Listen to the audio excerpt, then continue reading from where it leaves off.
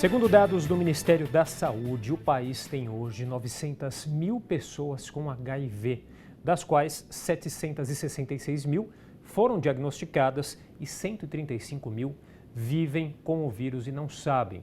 Na cidade de São Paulo, as infecções por HIV tiveram queda de 18% no último ano. Bom, para falar sobre o Dezembro Vermelho, o mês de alerta para a prevenção do HIV, o Jornal da Câmara recebe hoje o Adriano Queiroz, que é o coordenador de prevenção do Programa Municipal de DST-AIDS aqui de São Paulo. Tudo bem, Adriano? Obrigado pela presença. Boa tarde. Adriano, 135 mil pessoas que vivem com HIV e não sabem. Quais são os motivos desse alto número de pessoas que têm o vírus e não sabem? E o que a gente pode fazer para mudar essa situação? Primeiramente, quero agradecer o convite, Brosco, que acho que é importante, né, a gente falar sobre as questões de prevenção HIV/AIDS, então, obrigado pela oportunidade. Em relação às pessoas que não sabem ainda, né, que vivem com o vírus, mas não sabem ainda que vivem com HIV, a gente tem que aumentar a testagem, né, a gente tem que ampliar a testagem e as possibilidades de testagem, né. A gente tem testagem hoje nas unidades de saúde, né, na prefeitura, aqui no município. A gente tem testagem atualmente também extramuro, a gente faz testagem nos ambientes, né, de circulação de pessoas, tanto na população geral quanto nas populações mais vulneráveis ao HIV. Há uma estimativa desses 35 mil são pessoas mais jovens, mais velhas?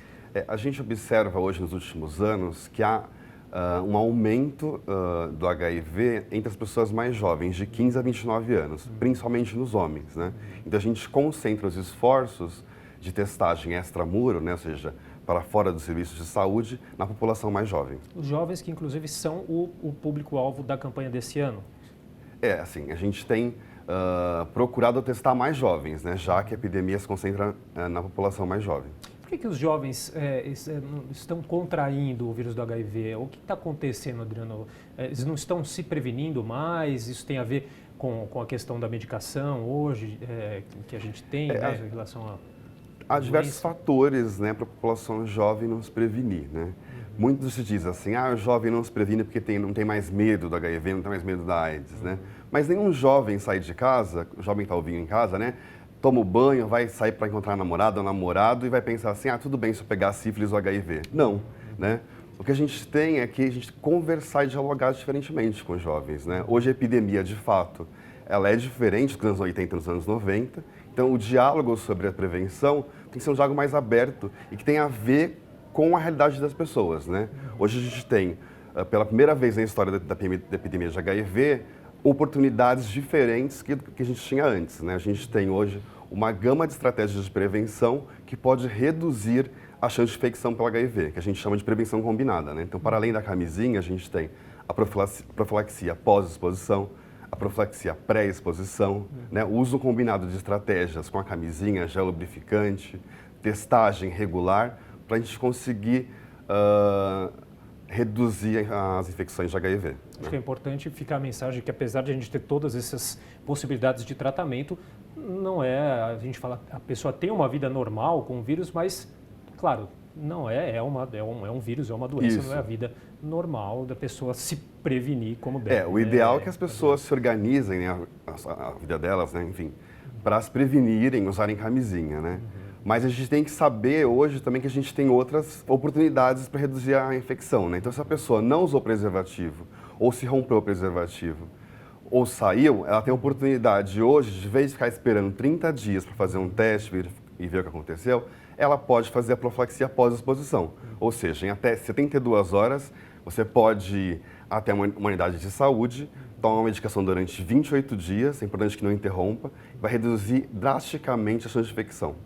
Para as pessoas que têm uma exposição maior e frequente, a gente pode entrar com a profilaxia pré-exposição, que seria tomar um comprimido por dia, todos os dias. Para as relações anais após o 7º dia, a pessoa tem proteção em relação ao HIV, para relações vaginais após o 20º dia.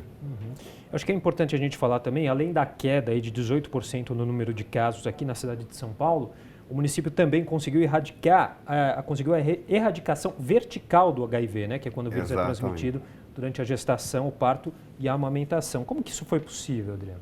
Foi possível que a gente conseguiu, né, aumentar, né, a cobertura do pré-natal na atenção básica, né, a gente tem feito uma busca também para aquelas pessoas gestantes, mulheres gestantes, que têm mais dificuldade de chegar no serviço. A gente tem feito uma busca ativa para que ela faça o pré-natal, para que ela faça testagem de HIV, né, durante a gestação. Se ela for positiva, né, e descobrida durante a gestação, faça o tratamento. E a gente toma cuidados também durante o parto e na amamentação. Mulheres mães, né, pessoas que tiveram filhos não podem amamentar. Então a gente tem a forma láctea, porque a gente oferece para essa criança. E a pessoa que já é positiva e engravida, ela tem que continuar o tratamento para que não haja transmissão nem durante a gestação, no parto, e também a gente toma as providências, como eu falei, na amamentação. E ao mesmo tempo que a gente tem esse dado positivo, houve um aumento nos casos de HIV entre a população mais velha, é isso? O que a gente tem que observar e tomar cuidado com esses dados, porque dados são perigosos, né? Sim, a gente tem, né, a população com mais de 60 anos de idade representa no total de casos do ano passado apenas 3%. Né? Claro que a gente gostaria que ninguém tivesse com mais de 60 anos HIV. Mas então, se a gente comparar um ano com o outro, 10, 15 pessoas a mais é um percentual de aumento. Quando a gente vê nos dados que a população jovem representa quase 50% dos casos. Né? Então, a gente tem um aumento, de fato, na população mais idosa, mas a diferença numérica não é um alerta ainda. Né? Claro que a gente vai falar de prevenção com todo mundo, né? Mas a gente tem focado mais nos jovens, sem descuidar das outras pessoas, claro.